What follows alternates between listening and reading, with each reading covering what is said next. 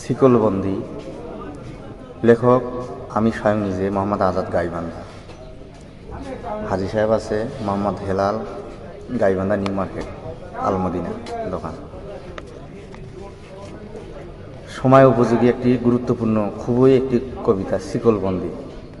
যদি আমি ভাত না পাই, যদি আমি লিখতে না পারি, যদি আমি গাইতে না পারি, যদি আমি স্বাধীনভাবে কথা বলতে এবং স্বাধীনভাবে মিছিলে যেতে না পারি, তবে জ্বালিয়ে দেব সারখার এই শিকলবন্দি রাষ্ট্র।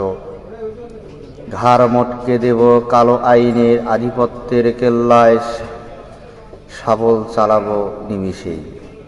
কলম দিয়ে আঘাত করব রক্তাক্ত মানচিত্রে, গণতন্ত্রের মৃত্যু বৃক্ষে নাড়া দেব যেন সর্ব শূন্য হয়, শরিয়ার আলো ফিরে আসে, যেন সবাই মুক্তি পায়। যদি আমি ভাত না পাই, যদি আমি লিখতে না পারি, তছনছ করে দেব গণতন্ত্র, সমাজতন্ত্র, পুঁজিবাদের সমস্ত মিথ্যা রাজ্য।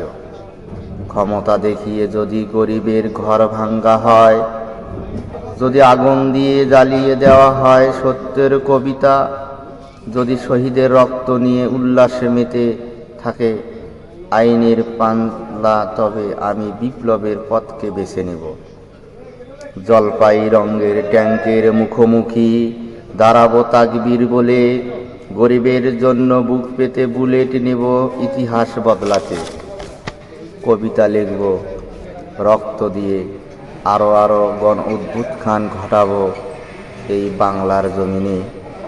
যদি আমি ভাত না পাই, খেতে থাকবো তাদের এবং তাদের ক্ষমতা মসনদ। যদি আমি লিখতে না পারি, ভেঙে দেব পৃথিবীর সমস্ত কলম।